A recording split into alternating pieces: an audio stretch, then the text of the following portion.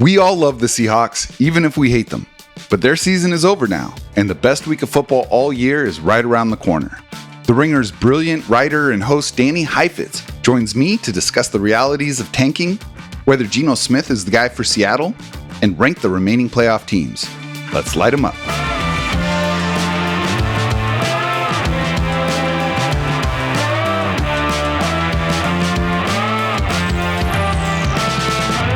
I'm Jackson Bevins, and this is Cigar Thoughts. Welcome back to the Cigar Lounge. I am Jackson Bevins, and along with my circuitous producer, Mike Barwin, this is the Cigar Thoughts podcast. And look, Heifetz is one of the most interesting people covering the sport, and I've been looking forward to this conversation for weeks. But before we get there, I want to give a shout out to our sponsors. Cigar Thoughts is proud to be partnered with Seattle Cigar Concierge and Glenfiddich Single Malt Scotch Whiskey, two companies whose products I enjoy on a regular basis. And look, you guys know the deal with these cigars. The Cigar Thoughts stogies are fantastic, and it's not just me saying so. Every week we get remarkable feedback, both from experienced cigar smokers and from people just looking to get into it. And these cigars, especially the Red Zone release, really seems to bridge that gap beautifully. So if you're looking for some cigars for yourself, or if there's a cigar lover in your life, you can get your own bundle of 10 for just $149 using the link on the show page or by going to cigarthoughtsnfl.com. They're an excellent way to just kick back and enjoy. So get them, enjoy them, tell us what you think. Look, Mike and I love doing the show, and there are two ways y'all listening and watching can help support it so that we can keep the episodes coming. One is by purchasing the cigars, and the other is by subscribing to our YouTube channel at Cigar Thoughts, where you can watch full episodes as well as the funny and insightful clips that Mike puts together. Give a thumbs up to the stuff you like. Let us know what you think in the comments. And of course, you can listen to us everywhere you get your podcasts. Now, last week, we had an incredible conversation with Michael Sean Dugar about the direction of the Seahawks and whether the 2024 season should be considered a success. The feedback on that episode was so strong, in large part because Mike doesn't pull any punches in his analysis. And it is in that very same spirit that I welcome in today's guest. As we zoom out from Seattle and recalibrate as football fans for the playoffs, I wanted to get the perspective of one of the most beautiful brains talking about the game that I've ever encountered. He covers the NFL for The Ringer and co-hosts the most entertaining football podcasts out there, The Ringer Fantasy Football Show and The Ringer NFL Draft Show with Craig Horlbeck and our friend Danny Kelly. He's a long-suffering Giants fan, a two-time winner of our insanely competitive Dynasty League, and absolutely never fixates on the Saquon Barkley trade. He is the inimitable Danny Heifetz. Danny, thank you for making the time. Thank you for having me. My only note, all of that's true except that, important to note, Saquon wasn't traded. The Giants got literally nothing for him, including literally nothing in exchange for the second overall pick from 2018. So other than that, though, yeah, no disagreement. He took the bait. I just, you know what? Yeah, it's, that's good hosting right there. God. I also have to tell you, I feel a little underprepared today, because this is a show called Cigar Thoughts, and I realized this morning that I don't have a cigar in my home. That's okay. I haven't smoked the cigars in a few years, so I ruffled around some drawers, and what I did find, though, is I do have a pack of Marlboro Reds. Go, baby. And I was kind of, I don't know, is it okay for this to be like Cigarette Thoughts? Is that... This is the most New York thing I've ever seen in my life. I don't know, but anyway, you mentioned Saquon Barkley, so, I mean... Yeah. Yeah, we're ripping heaters, baby. I think it's that kind of year. It's not even noon on the East Coast. It's 8:30 here. I'm having my breakfast cigar. Danny's getting after it with Marlboro. We're making it happen. And look, anyway, Danny, while you're getting that going, I am really excited to get your thoughts on the playoffs, the Super Bowl, and some other stuff. But before we do, I want to get your thoughts on something. As the discourse around yet another good but not great Seahawks season gets louder and louder, there's a contingent of fans who would like to see the team just tear things down a bit, try to rebuild something better. You've been a fan of a Giants team that's been trying to do that for a while now. Talk to me about what it's like rooting for a team like New York that is trying to rebuild. You want to know about the New York Giants? I do. All right, here we go.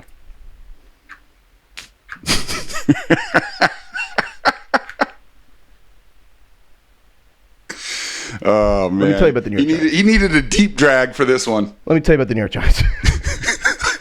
I can't do this anymore. I can't do this anymore.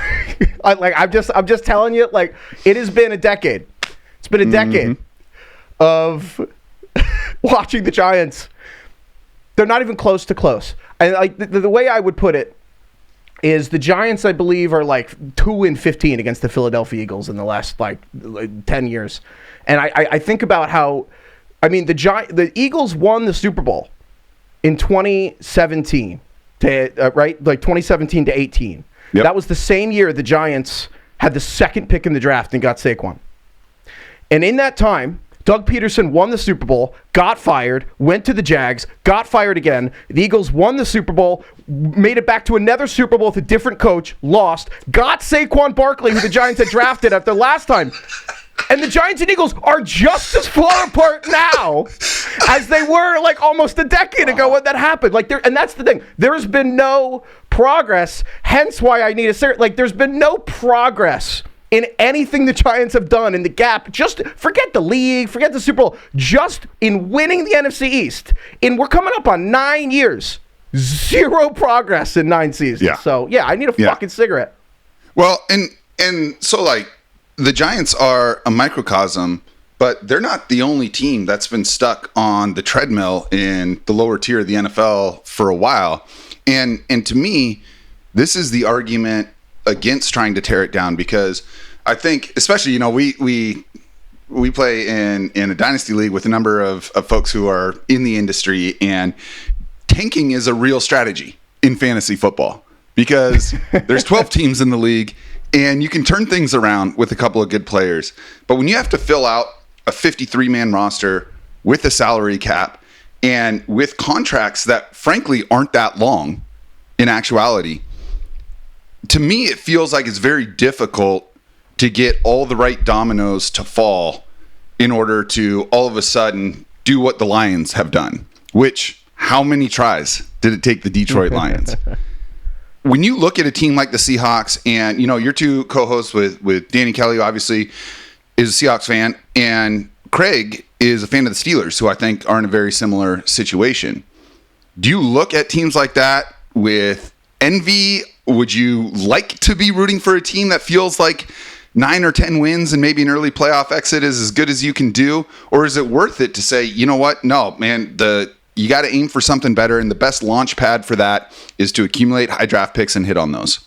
I think the real answer to your question is that the grass is always greener, and that it just is a function of there's 31 teams that are like deeply unhappy at the end of any professional sports season. And so I think that the real answer to your question is like no one's just happy with their lot in life unless you've like won the Super Bowl. And I mean, right. So it's like, you know, it's easy. Like I lose my mind when on, you know, our show, the Ringer Fantasy Football Show, when like Craig is like complaining about Mike Tomlin and the Steelers, because I'm like, again, like, you've made the playoffs all these times, and I'm like sitting here, and Danny Kelly, like our friend, jokes all the time, like, I've never rooted for the Giants to win the whole time he's known me. I'm like, right. I wanted the higher. That's what I was going to ask you about. Yeah, I wanted higher draft picks. But the flip side is like, but I also understand Craig's frustration of watching the Steelers be, you know, quarterback purgatory, or just purgatory in general, where you're just good enough to be in contention, but you're never really good enough to be in the top tier.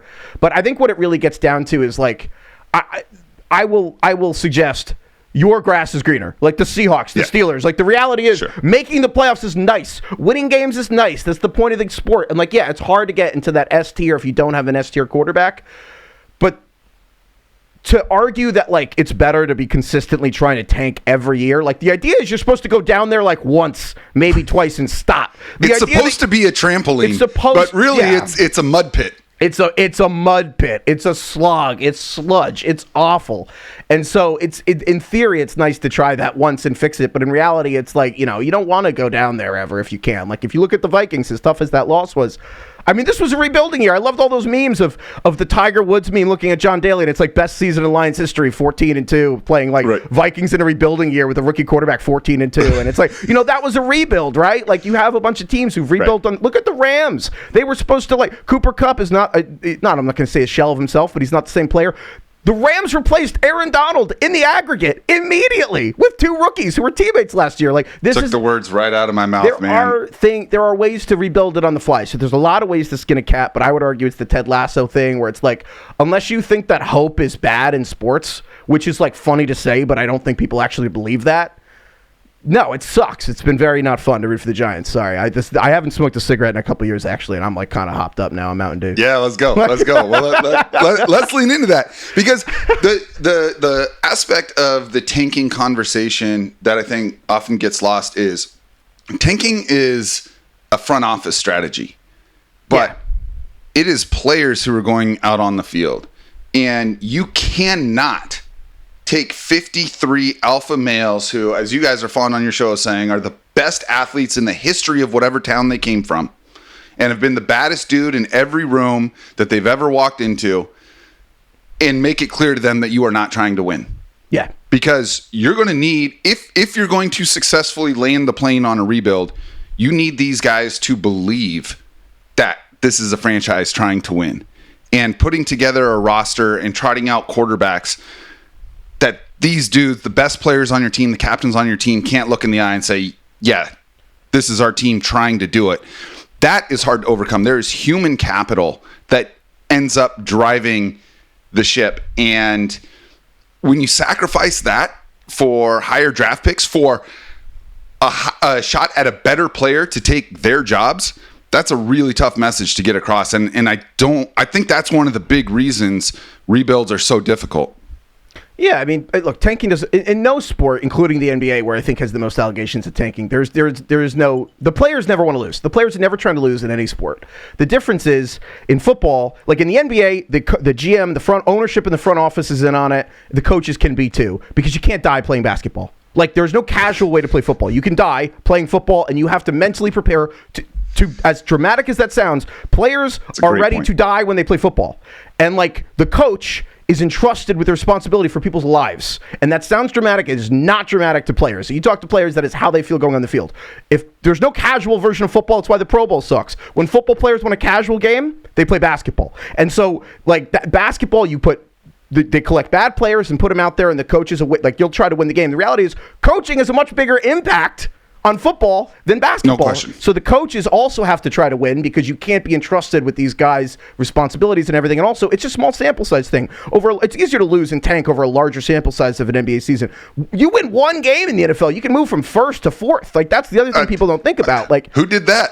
I know, dude. Don't even. But the flip side, though, is that it's funny. The other part of the tanking conversation is there's an arrogance in the believing that you can predict anything. And so, you can look at something like the Jets, where a few years ago they won their way out of Trevor Lawrence, got Zach Wilson. That sucks. How much did we make fun of the Texans when they Lovie Smith was going to get fired? He won the game over the Colts, and we're like, he got the second pick. Well, they got C.J. Stroud anyway. Guess what? Winning was probably good for them. And so I don't know. We don't have to spend forever on this, but like rebuilds. It's the truth of the matter. It's in whatever proportion you want to put it, it's half organization, culture, everything that you can build around it, and it's half about the quarterback and getting like that incredible quarterback. Unless you're able to build such an incredible organization, you can make it like 70-30, 80-20, kind of like when Kyle Shanahan almost won a Super Bowl with Jimmy freaking Garoppolo. Right. But for the most part, it's going to be 50-50 quarterback guy, and the reality is no one knows how to find these people. Like it's impossible. It is so hard to get the right quarterback. And there's a Ron Wolf quote that he told to Scott McCloughan, who was part of the Seahawks org, part of the Niners org, Washington. Oh yeah. And Ron Wolf told Scott McCloughan that if you can get 1 out of every 10 quarterbacks right, you will be in this business forever. And that is the attitude teams need to have, which is you need to throw as many darts at quarterback as you can. So let me ask you this: Seahawks are a middle class citizen in the NFL right now, and I'd say within that social group, they're one of the cool kids, but they are not one of the most popular kids in school, and they are looking to make a class jump, a tier jump into true contendership. Now, I always try and bang the point home, not only on the show but in my articles, that at the end of the day, like, we sit down and subject ourselves to Seahawks football because it's fun. And if it stops being fun, why are we doing it? Especially like fall in the Pacific Northwest is fucking incredible. It's just a fireworks show in terms of beauty and things to do. I see your Instagram stories of your backyard in the fall. Yeah, it looks like you live in Paris. Okay. So it's like, I'm going to give that up to sit inside and watch football. And if I'm just going to be mad, even after wins or even after a season where you win 60% of your games, I'm just like, what? Maybe we've lost the plot a little Can I bit. stop you right there? Yeah. Seahawks fans don't have fun watching these games. Don't pretend for one moment you're having fun. I'm thinking of Remember the Titans when he's like, you having fun now? You having fun now? You having No fun now? fun, It's like, sir. Zero fun, sir. Like, that's Seahawks fans. During the game, maybe I don't know enough. I feel like I know a lot. I've never seen a Seahawks fan having fun until like the clock's at 0 and it's like, yay, we won. Yeah, like Danny Kelly is fond of saying, a familiar feeling after a Seahawks win, misery. And it's a disservice that we do to ourselves. And I can say with true honesty that I have fun watching Seahawks games. You're a mentally strong person, and I respect you, and more people should feel that way. Thank you. Yeah, because the courage to have otherwise, joy. man, I'm going to go golf. You know what I'm saying? So, but you made a good point. It's 50% quarterback and it's 50% everything else. There is at some point a threshold where even if you get everything else right, if the quarterback is not above this threshold, you don't have a shot. And, you mentioned the Vikings earlier, and it was just, you kind of were just waiting for the other Sam Darnold shoe to drop. And then in the two biggest games, it did. And I was really rooting for Sam Darnold. In fact, you guys on the show that your episode that posted yesterday, you had a great conversation about this. Where is that tier break for you? And is Geno Smith north or south of it?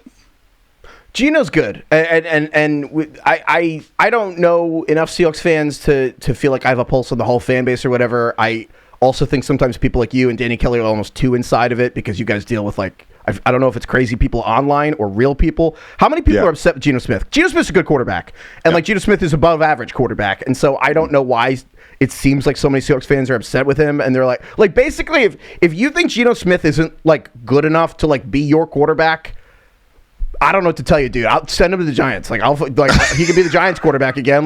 You could argue the Giants' biggest mistake is not even close. Like letting Saquon Barkley go. The Giants' biggest mistake was firing Ben McAdoo when he tried to play Geno Smith over Eli Manning. I think you could very easily argue that's the biggest mistake the Giants have made in the last 10 years. I think that's so we'll take him back if anyone has a problem with Geno. But to your point about, I feel like what you're asking, and if this isn't what I'm hearing the wrong thing, please correct me. I feel like what you're asking is about like when do you move on from a quarterback? Or that's right. How do you? Okay.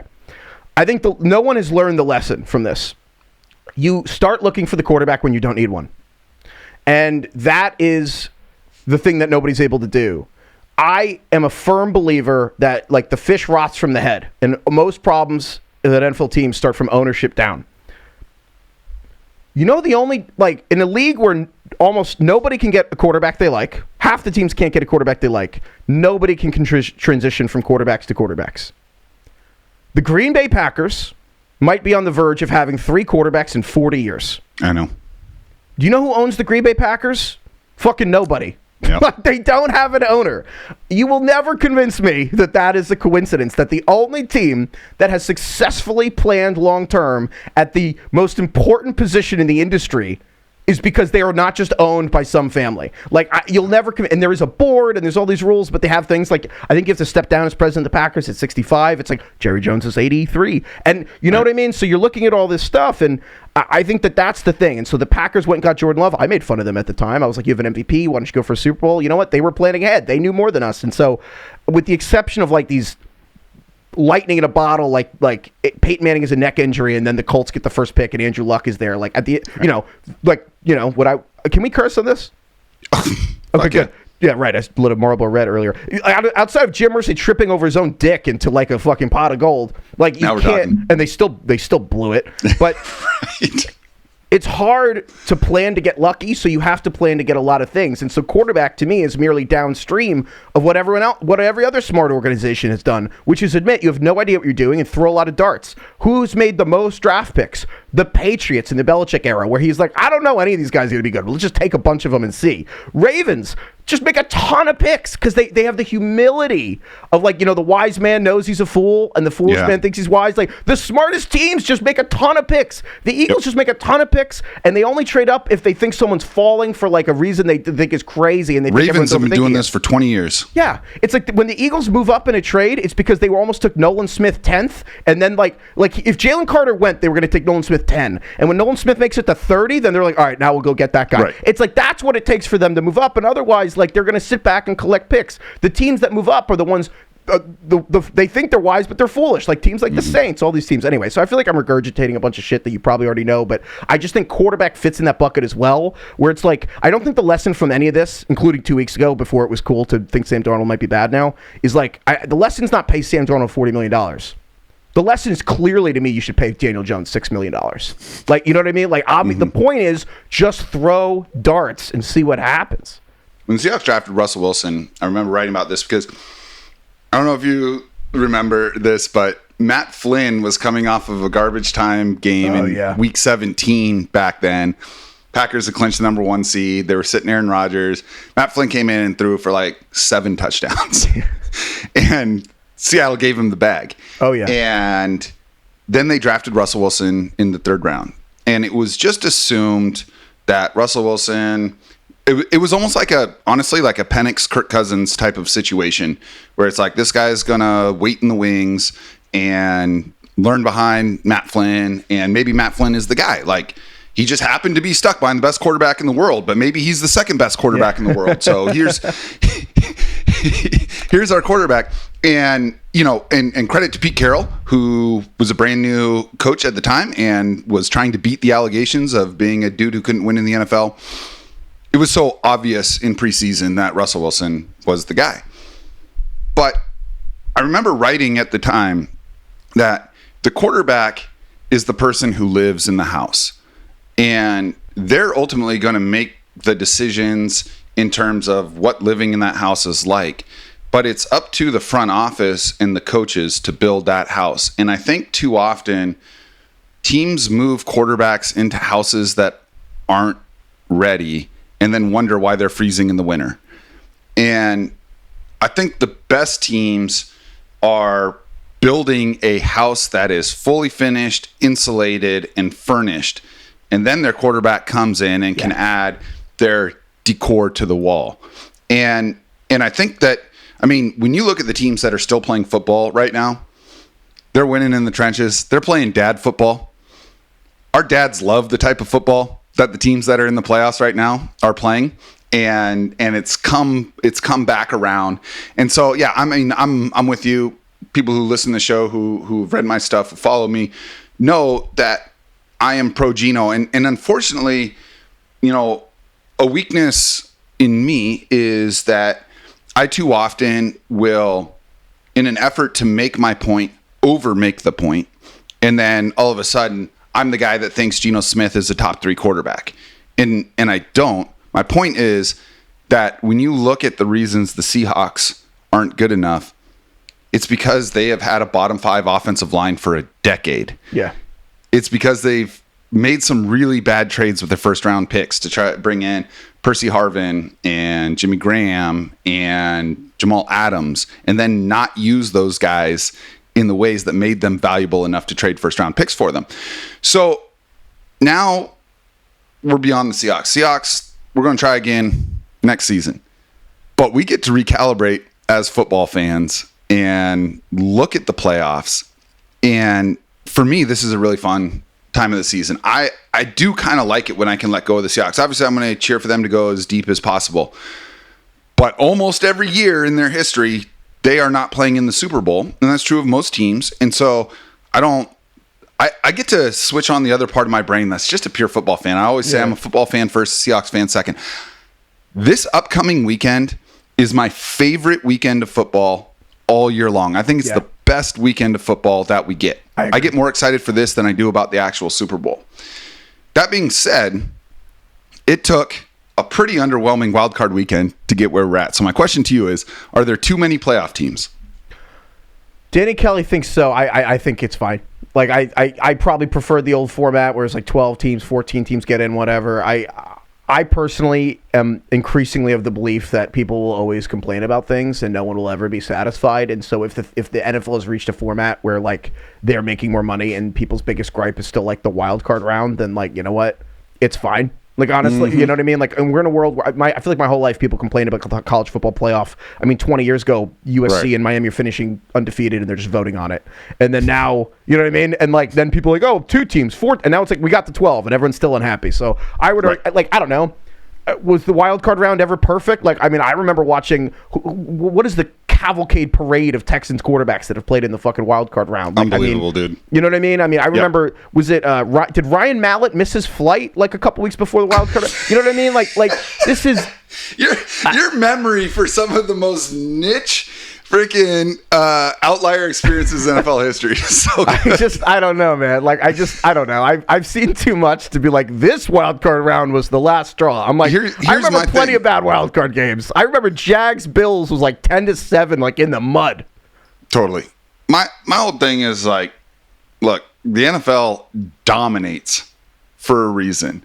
If you're listening to this show, bootstrap offshoot Seahawks podcast, it's because you are a football fan, and I'm always going to be in favor. This is the only podcast in America where someone's smoking a very nice, what is that, a Romeo Julieta, and then it's someone smoking a Marlboro Red. That doesn't happen anywhere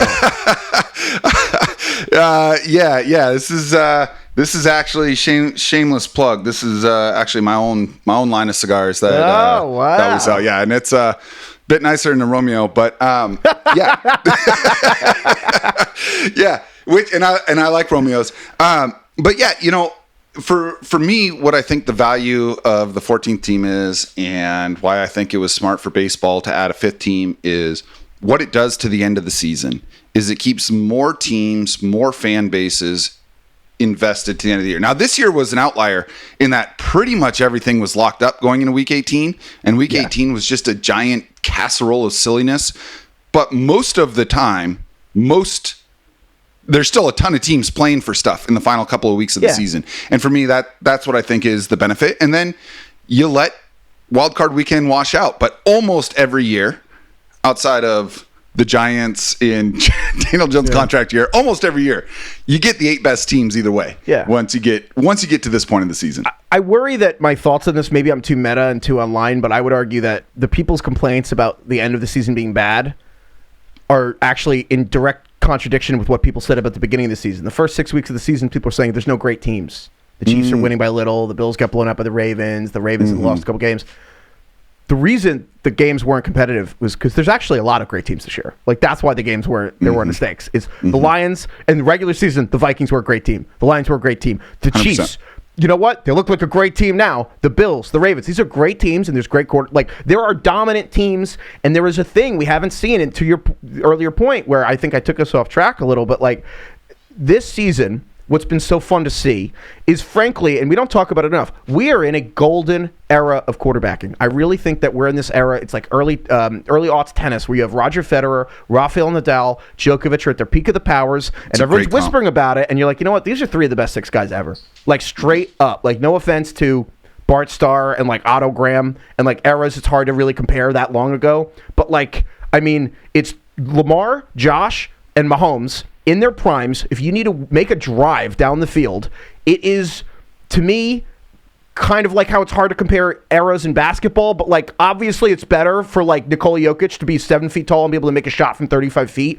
than like 20 years ago. You know, it's just the way the game evolves. Like, 100%. The only quarterbacks that can even sniff these guys is like Tom Brady, Peyton. I'll put John Elway there. Like, you know, Dan Marino when he was young. Like, but it's like they're all top 8. Like, all these guys this round of the playoffs, to me, are top 8 quarterbacks ever in their prime right now, overlapping, fighting in the same conference. That's crazy. But the real separator is we're seeing that newness with what we haven't seen in years. All of these teams, or I would say at least 6 of them right now, can put together a 9-minute clock-eating drive to end a half, or end the game, just as easily as they can do a 90-second drive to take the lead back. I've never felt like I could watch so many teams do both those things, like get you a man who can do both, the entire time I've been watching football. Yeah. I mean, that was the thing when Tiger Woods burst on the scene Yeah. in golf is he's out driving everybody and he's making every putt. Yeah. And he has the heroic sand saves. Like, Yes. it was just like, if he didn't have one part of his game, he could beat you with another part of his game. And you're right, that is what we're saying. And I think it's a credit to your point about how good the quarterbacks are right now that we haven't even said Joe Burrow's name. Yeah, exactly. The guy who Who's, by led the way, the is just Peyton NFL Manning in again. passing And he's and Peyton touchdowns Manning. this year. Burrow's the throwback because Burrow is not participating in a lot of the ways that these other quarterbacks are succeeding. Burrow's the throw. Burrow is Peyton Manning. Like he is what Peyton Manning is to me, and functionally speaking. Yeah. No, I completely agree. I think that as a football fan, we live in a really blessed time because not only are we seeing these quarterbacks who are doing things that we just haven't seen quarterback. I mean, it's like I can't imagine what it was like the first time, someone dribbled between their legs in the NBA. That was probably fucking wild. Yes. Right? Like Bob Cousy made the Hall of Fame, never touched the ball with his left hand. Dude, the meme of Smush Parker would put Oscar Robertson in the speech cycle. 100%, right? Like we're watching the next stage of human evolution happen in front of our eyes every Sunday, and we're bitching about which team has the better receivers in an MVP conversation. Like that's how blessed we are as football fans right now. It's actually insane. And so, I mean, I'm so excited for these games. And I mean, this game, I think this is a very special divisional weekend. Like, Texans-Chiefs, I mean, look, if that's going to be the worst game of the weekend, like, you know what I mean? That's pretty freaking good to have, I would love nothing more than, the Texans to win and C.J. Stroud just kind of big brothers Mahomes at half field, tells him, keep your chin up, kid.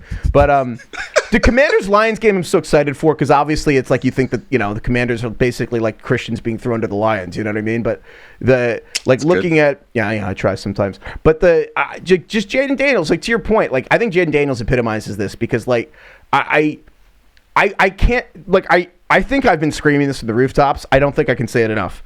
The Washington Commanders have converted on fourth down this season at a higher rate than Michael Jordan made free throws. That's fucking insane. Yeah. It feels automatic. It feels like the Eagles on fourth and short. It just feels automatic. It's like the tush push, but it's just Jaden Daniels. It's like just Jaden Daniels, handing man. it off. It's read options and screens, and it's in his brain. It's about his body, his mind, his decision making. He's that 24. dude is the least rookie quarterback I've ever seen in my life. It helps that like he's like 24 and he's like a boomer along with Bo Nix and all these guys. That's its own like, conversation, man. Yeah. The young guy with the tools, man. I think the smart teams are moving away from that at the top of the draft. I was I wouldn't say anti Bo Nix, but I was very, very tempered on Bo Nix, and it's just like, well, maybe get the guy that's thrown 8,000 passes in college. I was half right, half wrong about Bo Nix because I felt that Bo Nix was a limited quarterback. I felt that he would. And we said this before the draft, so this isn't total retconning, but I felt that there were two teams in the NFL Bo Nix would succeed with, for the most part, or five really. But like Sean McVay, Kyle Shanahan, Andy Reid, etc., and Sean Payton, and I was like, every one of those teams has a quarterback except Sean Payton. And I kind of basically didn't think he'd succeed anywhere else. I'd be lying if I said I thought he would be this good this quickly, in large part because the part of it that I underrated is the professionalism and how that many... I mean, he had the most college starts ever, right? Like 60 or something crazy. And my take on it was... Broke Kellen Moore's record. Yeah, like if you need 50 college starts to look like an NFL player, like I'm a little concerned. But I think the part I underrated was how well he fits in with what Sean Payton wants to do anyway with, frankly, how... I think I underrated that Sean Payton's playbook is so fucking complicated and there's so many plays and it's like old school. Like they're all so goddamn long. Like frankly, if you didn't have to play football, if you had to just remember the goddamn plays, it's actually kind of hard. Like you can look up Sean Payton's play calls and you're like, imagine someone says that to you once and you just got to finish the sentence. Like it's hard. You know what I mean? And I think I forgot that like Bo Nix, like that's where the 60 starts really does help. And I underrated that. But anyway, I don't even know what I'm talking about anymore. Yeah. And I don't want to make this a Bo Nix podcast, but I do want to make a public mea culpa that I completely underestimated him, not as a processor. Frankly, he just fucking can make some throws that I just never saw from him in college. He has ripped, I would say, the Monday Night Football game where they ripped the Riley Moss, the cornerback for the Broncos, got hurt, and they had to kind of They That was against Jameis. That was when Jameis touched the face of God for 4 hours, right? Yeah, 500 yards, and Jameis got, so it became a shootout. And Bo Nix ripped this, I think it was the second touchdown of Marvin Mims, and he put it like 50-plus in the air on a rope, and I remember thinking, I didn't know he could do that. Like, I just didn't think he could do that. I texted a buddy and just said, yeah, I'm ready to change my opinion on Bo Nix. And I'm using him as an example for a larger conversation, but it's funny, when you were listing the teams that you thought Bo Nix could be successful with just now, you weren't listing the names of the teams, you listed the names of coaches. Yeah. And, it's been a long time since I've had a Leonardo DiCaprio meme from Once Upon a Time in Hollywood where he's snapping and looking at the TV. Was this kind of take that I've had percolating on the show all season. And I heard you guys say the same thing. And I was like, moment of validation. I think the biggest market inefficiency in the NFL right now is coaching pay. Because the best offensive coordinators, best defensive coordinators in the NFL are making backup guard money. And if you're an owner where an extra $5 to $8 fucking $12 million a year is a rounding error in what it can do to your friend, like what's the valuation of the Detroit Lions pre-Ben Johnson and now, right?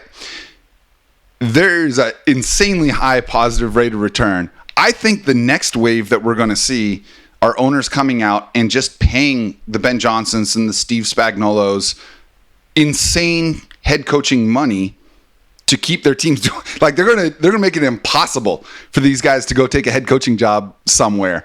Because one stat that just blows my mind every time I think about it is Ben Johnson is the only offensive coordinator in the NFL that is in the third season in the same position for the same team. The only one out of 32 to make it to season 3. And it's only because he essentially turned down head coaching jobs.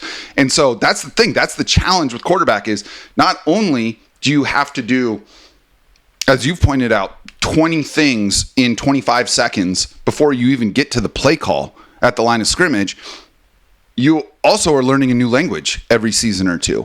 And it's teams that can remain consistent that put themselves in the best position to win. And so now we're down to 8 teams, and it's going to be an amazing weekend of football. But I'm going to ask you this. I want you to rank the 8 of them based on you have to cut a $10,000 check to a bookie right now on one team to win the Super Bowl. And you have to rank them. If you win, you get $100,000. If you lose the $10,000 and your cat. I love this question because I picked the Ravens to win the Super Bowl, and when you say, but you have to put $10,000 on it, I was like, well, I'm picking the Chiefs then. Yeah. That's the thing. And I'm like, well, if you actually have to put my own money on it, then I guess I'd take Mahomes because he's my Michael Jordan. Like he is the Michael Jordan for people who were not there for that first Bulls run, and I don't know how you could pick against him. But if I had to put 10,000 on a team, I'd pick the Chiefs. Frankly, I'd pick the Lions because, deep in my bones, I love this team, and I love the Lions in a way that makes me feel young again. The Lions have restored. What a great way to put it. I've been covering the NFL now for basically about a decade, and there is more cynicism, less, naivety every year. And the Lions are the first team that have made me watch football like I was a kid. Like there's just so much joy when I watch the team, and there's so much self-belief, and there's all the mushy-gushy, woo-woo feelings with that team. Like I can't say enough about how I feel about Detroit, but I would say Chiefs, Lions, then the Ravens, Bills. I'll put the Rams above the Eagles. The Eagles vibes, I'm disgusted by the Eagles vibes. I don't know. I don't know how I feel about the Eagles, and then I would say the Commanders there too. But man, I can't say enough of the Lions. I love them so much. I can't think of a team that would have the nation behind them more. I mean, here's the thing: everyone rooted for whoever was playing the Patriots, right? Because it's fun to cheer against the monolith. I'm actually a fan of dynasties. I would love to see the Chiefs get 3 in a row. I think it's a very deep. We don't have to get on this tangent, but we've talked about on our show. There's a very deep subject actually of people rooting for against dynasties, what people think they want versus what they really want. Give it some oxygen.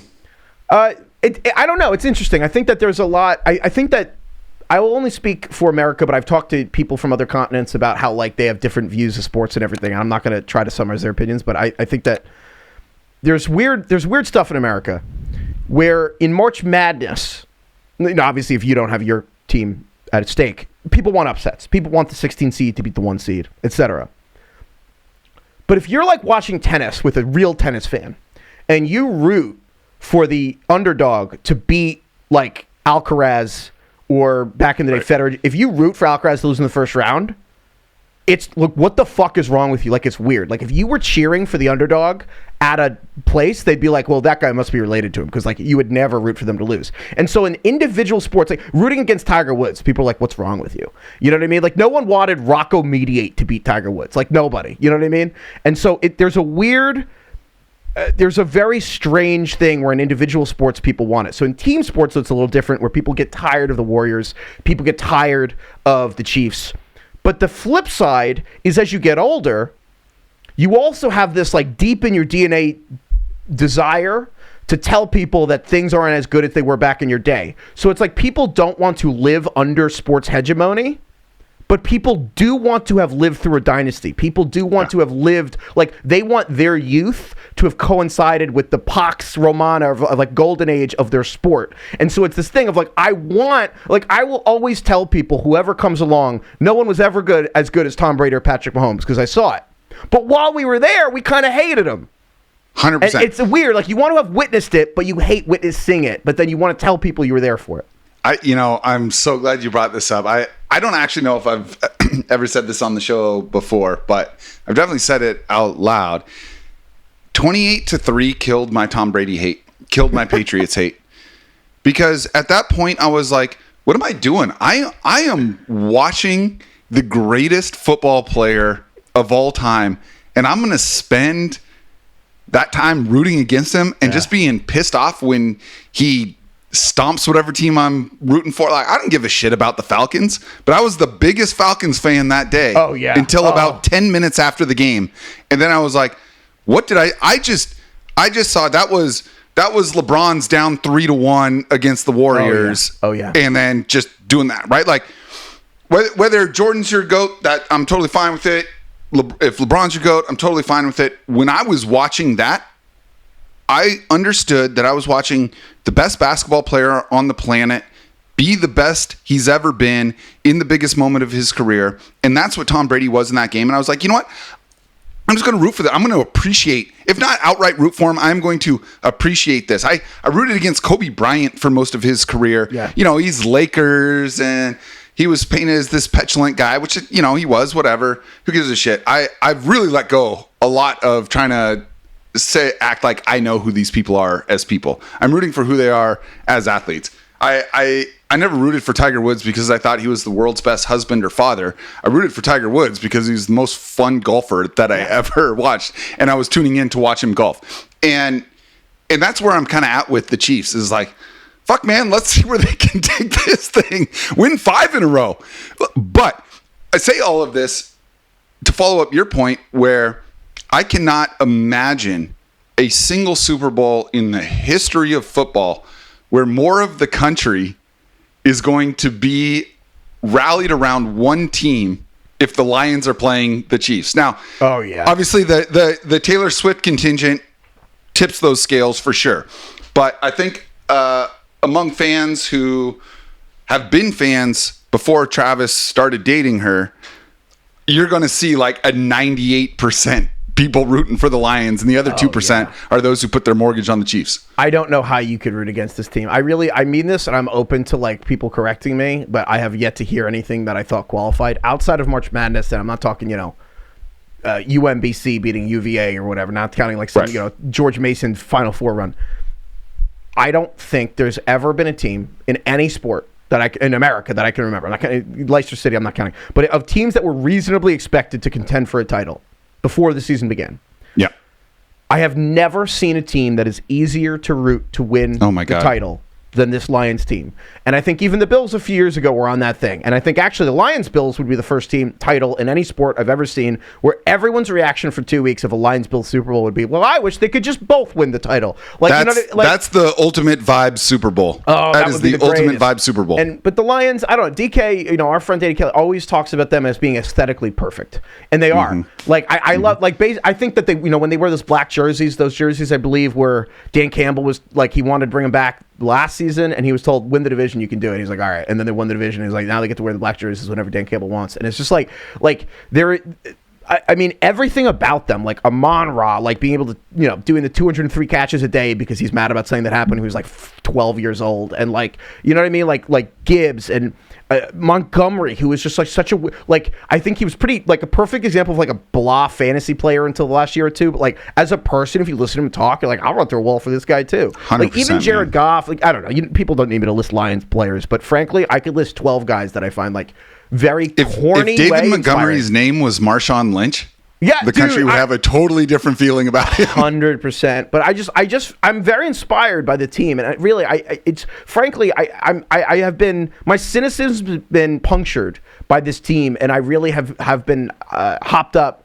on the IV of like the Lions believe in them. Honestly, it's like the courage. Like they're not afraid of anything, and I genuinely want to like live my life the way they're just not afraid. Like they believe in themselves, and it's funny because everyone's like, "Oh, Dan Campbell, analytics king," and I do think some of it's informed by analytics. His son, actually, I believe studied like football style analytics in college and stuff. But it's really just like, we need a yard, we'll get a yard. Like, well, I really do think that that's at the center of what they're doing. So here's the way I look at Dan Campbell is, he coaches football like he's in a biggest dick conversation. Yeah. And he's like, I got a really big dick. And I'm just going to bet that when me and the other coach pull down our pants, my dick is going to be bigger than his. I'm just going to gamble on it. And you know what? In the NFC Championship game last year, Kyle Shanahan's dick was just a little bit bigger. But he went out. He died on that sword. Yeah, and that's the mess. I can't imagine. He got killed for going for it on a couple of fourth downs that didn't work out. They're not in the fucking NFC Championship game without going for it on a bunch of fourth downs. 100%. And I cannot.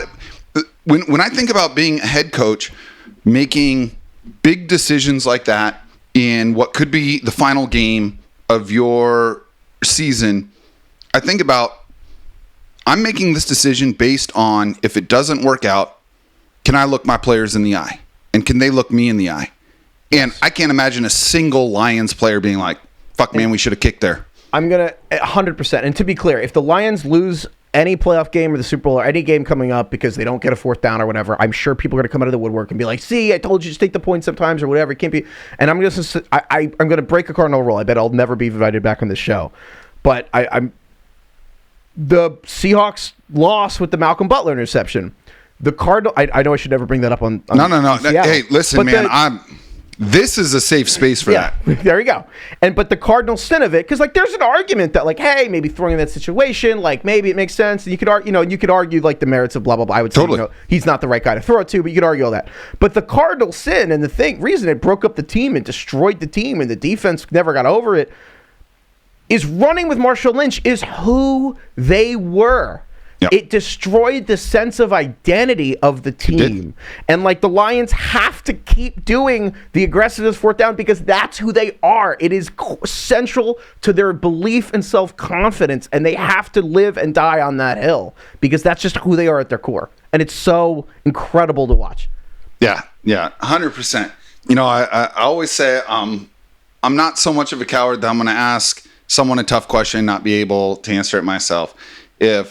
If I have to bet $10,000 of my own money right now and I'm drafting teams to win the Super Bowl, it's the Chiefs. Because if I pick someone else because my heart wants someone else and Patrick Mahomes remains inevitable and Andy Reid and Steve Spagnuolo and Chris Jones and Travis Kelce remain inevitable, I'm going to feel like a fucking moron. Yeah, exactly. How are you going to live with yourself? Yeah, right. Yeah, it's just like, so. Yeah. I learned that lesson when I lost. I think it was like $5,000 betting on the Chiefs to beat the Bucks in the Super Bowl. And it was like, I felt like, oh yeah, the new Tom Brady has arrived, and the old Tom Brady was like, nah, actually. And it's not like Mahomes sucked that game, and there's like 11 drops or whatever. But Mahomes is the greatest throw I've ever seen. I felt dumb afterwards about betting against Tom Brady in the Super Bowl, and that's just where I'm at with the Chiefs right now. So they're number 1. Lions are 2 for me. I'm higher on the Eagles than you are. If I'm an Eagles fan, I am terrified of the Rams. Like Sean McVay took some shit about not playing his starters in week 18 against Seattle and be like, oh, you could play the Commanders if you win instead of a 14 win Vikings team. You know, don't you want to give your team a better chance to win? And he was like, we're trying to win a Super Bowl. If you're going to win a Super Bowl, you can't duck anybody. And you know what? He got the Vikings. He kicked their ass. And I'm not going to be shocked if he kicks the Eagles' ass. Well, That being said, I feel like the Eagles have the best roster with all the injuries Detroit's had on defense. I feel like the Eagles have the best roster. They might have the worst coach. They have the worst coach in the playoffs. They might have the worst vibes in the playoffs, but they have the best roster. The Eagles always have the weirdest vibes in the league. They're never a normal vibes team. The Eagles are just never normal. It's funny because 2-53, I think the Eagles have the best roster. I think that Frank, the passing game's not playing really well. Shil Kapadia, former Seahawks guy, Shil Kapadia here at the Ringer, had a great stat this week that the Eagles win. The Eagles had the least efficient passing offense in a playoff win in a decade. Like literally, that was the worst passing performance that won a playoff game in 10 years. And so there's something wrong with the passing game.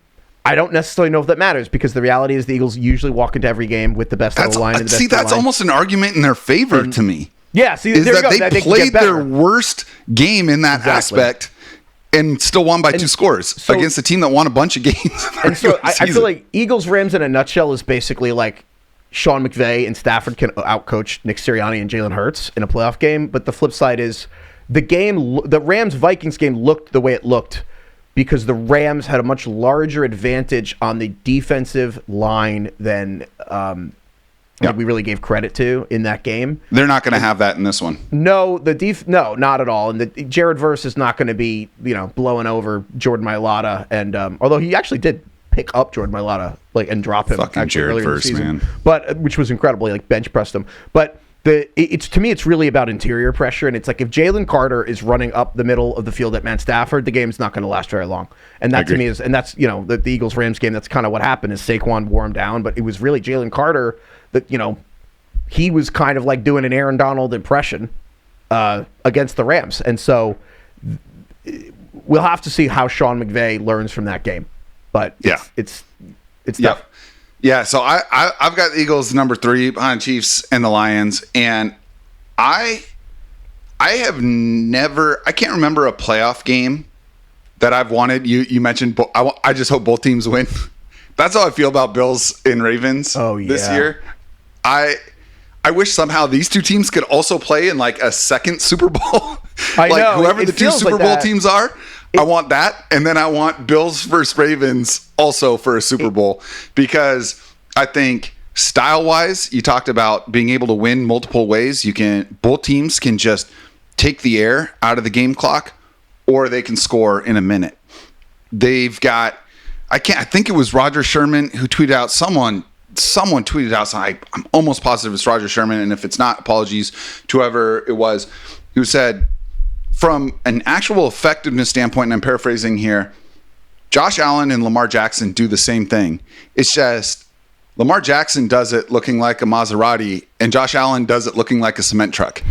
And I loved that so much because these are 2 players who are representative of whatever the next evolutionary step in human development is. Like, we're seeing it. It's a sneak preview of what's coming next for humans. And they're going to face off on a team. They're both having their best season. And I think they both have great supporting casts. And I think they're both playing their best football of the year right now. I freaking love that matchup. I'm going to take the Bills. I think I'm going to find myself rooting for the Ravens simply because for some reason Lamar Jackson is carrying the weight of can't get it done in the playoffs heavier than Josh Allen is. And I don't quite get that. And I really want to see Lamar Jackson in a Super Bowl. I also really want to see Josh Allen Super Bowl. So I'm gonna go Ravens at number 4, just a little bit ahead of the Bills. And the only reason they're behind the Lions and the Eagles is that they're in the same conference as the Chiefs. It's just I think hard, both of those teams are the best team in the NFC. I agree. I think they're the 3 best teams in the league, honestly, right there. I mean, the Lions, if they had more healthy defenders, I'd put them there too. I almost have the Lions in a separate category just because I just love them so much. I don't even know how to rank them, honestly. But Bills Ravens is the best divisional game we've had since Bills Chiefs 3 years ago when it became 13 seconds game. And we all talked about that. Like, can we just make this the Super Bowl? And that. This was the best divisional round game since then, and it really is like the right to go on and then solve your emotional trauma versus Patrick Mahomes, right, in the next round. Like, I actually just shameless plug wrote a column for The Ringer today, actually, or I think it's going to come out in a couple hours of just this game is for. I mean, obviously every playoff is about the stakes of the season. This one's really about this era of football because if Patrick Mahomes, if they do the first three-peat in the Super Bowl era. Mahomes is Michael Jordan. And it's like Michael Jordan. Everybody else is just a character. The 90s NBA is just people who are characters in Michael Jordan's story. Charles Barkley and Karl Malone and Gary Payton, these John are all Stockton. players. Patrick Ewing, David Robinson, these are all players good enough to be the best player on NBA championship teams. And I know David Robinson ultimately got some, but that was like late Michael Jordan, right? Yeah, you're right. They were supporting cast. They were henchmen that they killed on their way. Exactly. It's John Wick just beating a higher boss with each scene. 100%. You're just the boss that got beat along the way. And even Hakeem, and that title is just, frankly, it's the one where Michael Jordan was playing baseball in Alabama. You know what I mean? Like everyone in the whole 90s is just a character in Jordan's story. And that's, if the Chiefs do it again, that's where we're going to be at. Lamar, Josh, these awesome careers, so just characters in the story. But if you beat Mahomes, you go to the Super Bowl, you have the chance to write your own story. And this game, as corny as it really is for the pen. It's like, who's going to get to write their story? Because right now, whoever loses this game is going to be, for better or for worse, fair or not, your third banana. You are the third guy in this conference, and you're not, the story is going to be for you're going to have to watch for the next month as people talk about Mahomes or the guy you lost to for the next month, and then you know what I mean, and you're just going to be relegated to a different tier. And I think that Josh and Lamar both know the stakes. They've both taken their games up on the field, off the field, the seriousness. There's that putting it all together you see from great talents in their late 20s where they kind of add the mental side off the field and everything around it to other things and put it all together. It's an overused word, but this is an epic game, and frankly, the stakes are pretty epic too for Ravens. Yeah. Bills. Oh man, I mean the AFC is, man, I feel like we're the same age, but I know that we're not. I'm 41. I'm older than that and younger than that a lot, depending on the time. You are. On average, I'm 41. Yeah. Yeah, absolutely. You're the most 56-year-old, 30-year-old I've ever known, but which I love. But the AFC right now reminds me of Mike Tyson's Punch-Out, where you start off against Soda Popinski, and look, if you're a 5-year-old, you can figure out in a couple of tries how to hit enough buttons to beat the Broncos, right? Yeah. Or the Steelers. But then you go up and you start facing all of these fighters that are a little better, and it's Stroud and Herbert and Burrow, and then you get to the Lamar and Josh Allen, and waiting for you at the top is Mike Tyson and Patrick Mahomes. And it's so cool to watch. And what's awesome about this era is there ain't shit you can say about any team that ends up winning it. It is such a hard-earned path to a title right now. And that's the thing that I think is the most important point, is because I think we spent a lot of September, a lot of people, I didn't even feel this necessarily, but a lot of people I feel like I heard were oh, there's no great teams this year, just saying it like it's a fact. Mm-hmm. And now at the end of the season, I'm like, I actually think there's more great teams this season than I can remember. There are so many teams that might have been the best team in the league over, previous seasons this year. And again, I think that there's, they always, the game, everyone talks about it like a pendulum, right? Swinging back and forth. And I think there is a balance to the calibration of the league this year where we have this golden age of quarterbacks, where quarterbacks, frankly, are playing better right now than I think they've ever played. Not because just era adjusted, like there are players playing as well as throwing the ball as eras where Manning or Brady did, but the rushing being added to it, and what Josh and Lamar and even someone like Jaden Daniels is doing on the ground, in addition to the throwing. With the run game, we just are in a very special time, frankly. It's a really crazy time to watch it. But yeah, again, I know I keep using the word epic, but like epic, at the end of the day, epic means a story. And I do think that a lot of these games carry with them disproportionately, like all these teams are carrying the baggage of much larger things. Like the Bills, 100%. Like the Chiefs are going for a three-peat. The Bills and Ravens are going to, like, again, try to not be part of like the Chiefs three-peat. The Lions are trying to undo, like, I mean, they've never been to a Super Bowl. You know what I mean? Like, there's so many teams carrying, like the Washington with the Dan Snyder era. There are teams carrying decades and decades of things with them. Any other year, the Commanders would be carrying the Vibes banner. Yes. And we're just now mentioning them. Exactly. Right? Exactly. Like, that's how good the NFL is this year. And even with that, the Kansas City Chiefs didn't even get out of bed in the regular season and won 15 games. Like, they sleepwalked. They somnambulated their way to 15 fucking wins this year. And it's just incredible. So the last question that I have for you, Danny, before we get out of here, is a continuation of what we were just talking about. If there's anyone in this country that doesn't have an MVP vote that should have one, it's you. And if I were granting you one right now, I want you to rank choice vote your top 3. There's no 3. It's just the 2 of them. It's Josh and Lamar, and I wouldn't even list a third person. I mean, because I guess I have to. Like I guess I would. Honestly, I don't even think a third person's in the conversation. I think Josh and Lamar are. We can put Mahomes, right. Burrow. I guess you have to do the rank choice. Burrow's a victim of his circumstances. Exactly. So he'd get my 3, but you're right. He's Burrow not third. in really the conversation. So Lamar, Josh Allen. I would say that anyone who dismiss, like, I think Ravens, Bills fans are kind of like, oh, it's obvious. There's nothing obvious about it. Like, I think, so, you could say that Lamar has statistically an advantage. I mean, again, like, there are a couple phrases for each of them that stop you in your tracks, right? Like, I mean, leading the first player to lead the league in yards per throw and yards per carry, kind of like, that's kind of nuts. So, like, you're telling me, like, that his average throw goes further, like, gains more yards than everyone's. His average run goes further than everyone. Like, doesn't that kind of, so part of me is like, I'm open to the idea that just ends it. I think I have zero problem with Lamar, and part of me wants to give in to the idea that Lamar is the MVP this year because I think he's going to win. Certainly going to, he won the All-Pro. I think if I had a vote, I actually think I would still give it to Josh Allen. Mm-hmm. And I don't want to say that, like, feel really strongly. I have nothing against Lamar Jackson. I do not put any stock whatsoever in the fact that, well, Lamar won it twice, let's give it to Josh. I hate that argument. Thank you. I hate when it hacked with Jokic and Embiid. I'm like, it's like, this isn't the Oscars. There's no, like, it's about this season. Like, it's just this season. You know what I mean? Like, that shouldn't matter.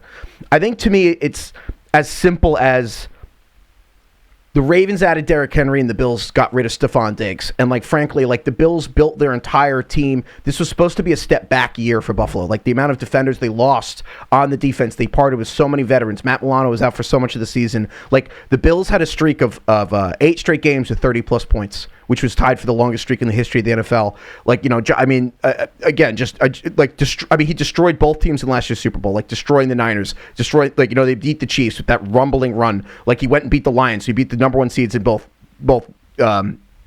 conferences this year. And again, lost to the Ravens, so it's tough. Like, the Ravens beat him. So it's like, you know what I mean? It's like a lot of circular logic. But at the end of the day, they're both really special players, and I'm not going to sit here and say, like, oh, it's definitely this person, it's definitely that person. I lean with Josh because when I watched the Bills, I just felt more often that the only thing the Buffalo could do was, Josh, save us. Save us, point. Josh. And with the Ravens, I covered Flex. I covered the Ravens-Steelers game. I was there. I was in the press box. I was in the front row for Lamar Jackson's press conference. And I'm listening to Lamar look me in the eye and tell me, it's really fun, chilling, watching Derrick Henry, like, speed away as everyone chases him, can't catch him. Right. Like, I'm listening to Lamar tell me that it's really nice to not have the burden of having to do all this stuff anymore, and that Derrick helps him. And to me, that's kind of the difference maker, is that Derrick Henry also had 1,900 rushing yards this year. Right. Like, did Lamar make his job easier? Of course. Lamar, the first person, though, to tell you that Derrick Henry made Lamar Jackson's year easier will be Lamar Jackson. Yeah. James Cook's not that. And so it's like when you watch his games, the Lions, the Rams, whether the Bills won or lost, it's like every game is about Josh. It's like the whole thing. And you talk about MVP, it's strong, Josh. He has to be Derrick and Lamar. And so, yeah, I would pick argument. Josh. Yeah, I mean, when I watch Lamar Jackson, it feels like I'm watching Aaron Rodgers and Reggie Bush at the same time. Yeah, exactly. And when I He hits watch a button. Josh Allen, it feels like I'm watching Dan Marino and Eddie George at the same time. And so now it's like, you know what? It's anniversary dinner. We're not even going to look at the check. Baby, you and I, we're doing this. Yeah. We're doing this right tonight. And now all of a sudden I got to choose between the filet and the lobster. Yeah. And it's like, what am I in the mood for right Exactly. now? You know? And it just comes down, I think, to a taste preference. I would give it to Lamar, but you know, you're fond of calling out one of Bill Simmons' best takes, which is MVP trophies should differ in size Yes. based on the competition. This each Bill's year. best take is like a bad MVP year, like when Brady won because Carson Wentz was going to win, he tore his ACL. It's like that should be like the Wimbledon runner-up platter, like a little silver platter. And this one should be like the Stanley Cup. it's such a great take, and I think that, you know, whoever loses this is going to have one of, you know, the best non-MVP season that we've ever seen. And Yeah. it's so cool that they're playing each other in the playoffs. I would still go Lamar simply because at the end of the day, I just look at the statistical profile. Is it because he And led the league in it's- yards per carry and yards per throw? Is that? Yeah, right. He threw for more yards. He ran for more yards. He 10 scored more touchdowns to every touchdowns, and he pick. threw fewer interceptions. And at some point, if I have to just make a choice, I'm just going to go with that guy. But like, if Josh Allen wins it, like, well deserved. That's the best point of all that you just made, which is, you know who wins the MVP? Whoever wins this game. Like, literally, Josh Allen and Lamar would trade the MVP for a win this weekend 100 times out of 100. Mm-hmm. And so it's a fun thing to argue about, but the reality is, like, the MVP will win this game. And then the real MVP will win the conference championship game. Yeah, exactly. And I'm glad you pointed out the narrative angle, because I said this last week. Michael Jordan should have 12 MVPs. LeBron James should have 12 MVPs. Oh, yeah, like Derrick Rose winning over LeBron that year. Or you know what else is my favorite? You know who never wins Coach of the Year? Like Bill Belichick or Andy Reid. You know what the Coach of the Year award's called? It's called the Lombardi fucking Trophy. Yeah. Like you know what I mean? Like a lot of these MVPs are all like, all these awards are all just like totally backward. Like, yeah, Coach of the Year has become the award for team we were most wrong about. Yeah, yes, 100%. We had no idea you'd be good. Like, they should just put that on the freaking trophy. It's unbelievable. I mean, hold on. Well, how many times did Belichick even win Coach of the Year? 3 times in 22 years. He made 13 conference titles. I bet those were all near the beginning of his career too. Yeah, definitely. Oh my God, it's unbelievable. But yeah. So it's going to be really exciting, man. It's going to be really fun. Well, listen, I mean, I could talk to you about football all day. You know this because of our text conversations. And look, man, it's been awesome to get you in real time. Like I've said to you privately, and I want to say here publicly for folks that aren't familiar with Danny Heifetz, I don't think that I've ever come across somebody better at relating football to other things in life than you. And it's really been cool to get an hour of your time during a very busy part of your year to do that with us. So thank you so much for coming on. Dude, you are way too kind. I appreciate it. No, thank you for having me on during a busy time, man. I really appreciate it. The league you run, Traders, it is like one of the absolute most fun leagues I've ever been in. It's like the best organ. It's been so much fun. And like, no, I appreciate it. You're the absolute man. I love what you got going on here. My only quibble with you is when you do a shameless plug for your cigars, you got to mention the brand and where people can buy them. But other than that, you're doing a great job with everything here. And like, I've had other people say this. I'll just say it. Part of the agreement is there is high brand protection with this particular brand of cigars. So if it's not sold through their official outlets, we don't put the name on it. But this is like Lamborghini level cigar Lamar Jackson manufacturer. level, got it, yeah. I Okay. just can't say their name All publicly. right, good to know. Good to know. But yeah, no, man, I appreciate you having peek me. behind on, the dude. curtain. I'm Yeah. stoked that they were willing to work with me and let me put my name on some of their stogies. But yeah, that's a fair criticism. That's incredible. I just want to know where I can get them. That's all. But no, that's incredible, got man. you, Thank man. you for I got having me you. on, dude.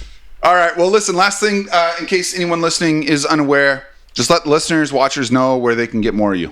Yeah, dude. So Ringer Fantasy Football Show, and because we like to make things really easy for people, we changed the name to the Ringer NFL Draft Show, like after the Super Bowl, because we figured what's easier than following one podcast than one podcast that changes their name. So we're the Ringer Fantasy Football Show. We cover the Ringer NFL Draft too, and just like everything, offseason coaches, firings and hirings and free agency and trades and the whole preview. You know, we're going to be at Super Bowl week in New Orleans. Like, we do the whole thing. So it's me and Danny Kelly and Craig Rolbeck. Craig Rolbeck edits The Rewatchables, which is one of the best movie podcasts in the entire world. And then Danny Kelly, you know, the Seahawks super fan. And we just have a great time. We have the absolute best time ever making our show. So if you like my crazy ramblings here, then like you'll probably like that show. And if you like the Seahawks, you'll like it too. So, but dude, thank you so much for having me on, man. This was an absolute blast. It didn't feel like work whatsoever. Okay, good, man. And that was a hell of a plug. But I want to say you are underselling it. At the top of my Spotify Wrapped is the Ringer Fantasy Football Show, ahead of like any music. Like it is absolute appointment listening. And you guys do an amazing thing. Love to have you back on in the future. But again, thank you so much for your time today. I appreciate it, man. Thank you for having me. Once again, a huge thank you to Danny for his time today. As always, you can find Mike and I on social media. I am on Twitter and Blue Sky at Jackson Bevins. That's JACSON. Remember that no K is okay when spelling my name. Mike is on Twitter and Blue Sky at Mike Barwin, and the show itself is on both platforms at Cigar Thoughts. You can catch full video episodes on our YouTube channel at Cigar Thoughts and find the rest of our socials at cigarthoughtsnfl.com. As mentioned previously, this episode is brought to you by Glenfiddich Premium Single Malt Scotch Whiskey. Y'all know I'm a huge fan of their lineup. We are thrilled to have them on board as a sponsor of the show. And one of the great things about a great Scotch is how well it plays with a good cigar. So once again, we do have our own special release of cigars that you can purchase at a terrific price as a listener of the show. The release of these Cigar Thoughts Stogies has been successful enough for us to continue offering them for the low price of $149. That's right, just $149 for a bundle of 10 cigars that sell for twice or more of that on the open market. As many of you know, we partner with one of the most prestigious cigar manufacturers in the world to release these official Cigar Thoughts cigars, which you can order directly from cigarthoughtsnfl.com. Just follow the link on the show page to get these easy-to-smoke stogies rolled with 13-year aged premium Dominican tobacco leaf, or hit us up on Twitter or Instagram and we'll send you the details directly. And the cigars come with a Boveda humidification pack and a Mylar storage bag to make sure they stay fresh whether you have a humidor or not. Of course, you can listen to this show and read every article at fieldgoals.com. And if you're listening on Spotify or Apple Podcasts and you like the show, please drop us a 5-star rating and leave a quick review. I mentioned this last week, but this is truly one of the most helpful things that you can do for the show. If you've been listening for a while, hopefully it's because you like it. Please just leave us that rating, leave us that review. It's really going to help keep this thing going because Mike and I have a blast doing this. Thank you to all of y'all listening for your continued support of the show. We know you've only got so much time for podcasts in your life, and it's an honor to be a part of that for y'all. Please know that by sharing the show on social media and with your friends, you give us the juice to keep making this happen. We'll be back soon, but in the meantime, onwards and upwards, my friends.